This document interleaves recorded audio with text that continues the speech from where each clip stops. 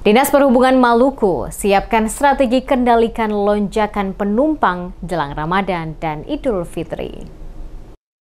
Dinas Perhubungan atau Dishub Provinsi Maluku menyiapkan strategi untuk mengantisipasi lonjakan jumlah penumpang menjelang bulan Ramadan hingga perayaan Idul Fitri.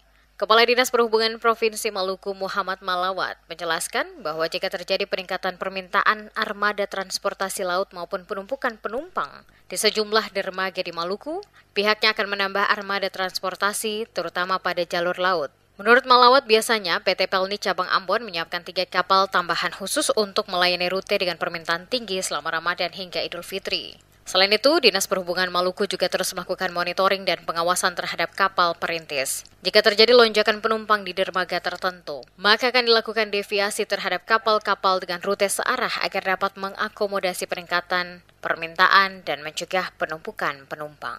Di sektor transportasi penyeberangan, saat ini terdapat 6 kapal yang aktif beroperasi, sementara 1 kapal dalam kondisi tidak beroperasi.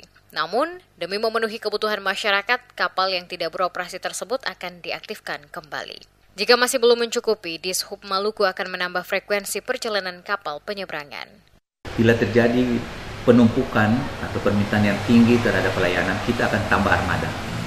Tambah armada itu yang biasa kita lakukan di angkutan laut. Kita tambah armada. Bagaimana cara kita tambah armada? Untuk angkutan lebaran sendiri biasanya Pelni itu menyediakan 3 kapal tambahan. Kurang lebih 3 kapal tambahan. Sehingga bila terjadi penumpukan, kapal-kapal tambahan itu akan bantu untuk melayani rute tersebut. Bagaimana dengan kapal-kapal perintis? Bila terjadi peningkatan permintaan, ambil contoh misalnya yang Ambon ke SBT misalnya. Itu terjadi peningkatan yang tinggi, maka kita akan melakukan deviasi beberapa kapal yang mempunyai rute hampir sama dengan itu untuk melayani di situ. Sehingga masalah-masalah penumpang itu bisa kita atasi. Tak hanya di sektor transportasi laut, Dishub Maluku juga menyiapkan strategi untuk mengurai kemacetan di jalur darat, khususnya di ruas Jalan Yosudarso Ambon dan Jalan Kapten Pierre Tendean di Desa Halong. Kemacetan di kawasan ini kerap terjadi akibat kedatangan kapal Pelni dan kapal feri secara bersamaan sehingga mengganggu arus lalu lintas. Terkait pengalihan rute lalu lintas, Malawat menegaskan bahwa pihaknya akan berkoordinasi dengan kepolisian, mengingat pengaturan lalu lintas merupakan kewenangan Satuan Lalu Lintas atau Satlantas Polri.